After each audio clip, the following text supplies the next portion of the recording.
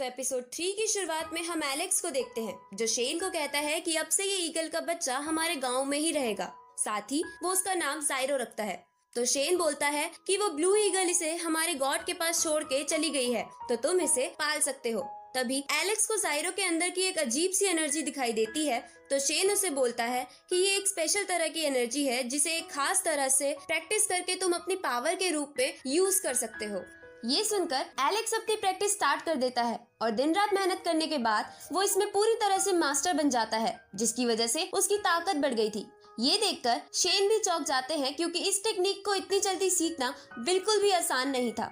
आगे stone village को 20 lion के मरने की खबर पता चलती है, तो स्टोन विलेज के बड़े लोग उस 20 लायन का ब्लड लेने चले जाते हैं क्योंकि वो बहुत ज्यादा कीमती था। लेकिन इधर एलेक्स भी चुपके से उनका पीछा कर रहा था।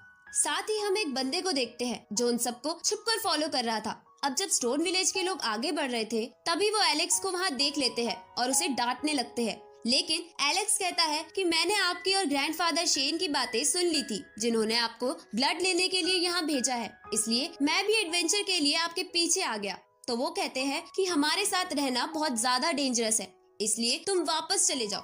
तभी उनमें से एक बंदा बोलता है कि एलेक्स का वापस अकेले जाना ज्यादा डेंजरस है, तो ये हमारे साथ रहे वही बेहतर है। ये सुनकर वो सभी मान जाते हैं और आगे बढ़ने लगते हैं। अब आगे बढ़ते हुए उन्हें कुछ 20 जानवर की लाश दिखती है, जिन्हें देखकर वो समझ जाते हैं कि लायन बीस्ट की बॉडी लेने कई और बीस्ट भी आए हैं और आपस में लड़ने की वजह से कुछ मारे गए हैं। इसलिए वो सब और सावधानी से आगे बढ़ते हैं, जहाँ थोड़ी दूर पर उन्हें 2 और बीस्ट पड़े मिलते हैं जो मरे हुए लग रहे थे। लेकिन अचानक से वो दोनों बीस्ट खड़े हो जाते हैं और उन सब का पीछा करने लगते हैं। लेकिन जब वो सब एक पेड़ से बने ब्रिज से गुजर रहे थे तभी एलेक्स वहाँ रुक जाता है और अपनी नई टेक्निक को यूज करके पेड़ को बीच में से तोड़ देता है, जिसकी वजह से वो दोनों बीस्ट पेड़ में फंसकर नीचे गिर जाते हैं, जिनके साथ एलेक्स भी गिरने वाला था। पर वो दूसरे तरफ के एक पत्थर को पकड़ लेता है।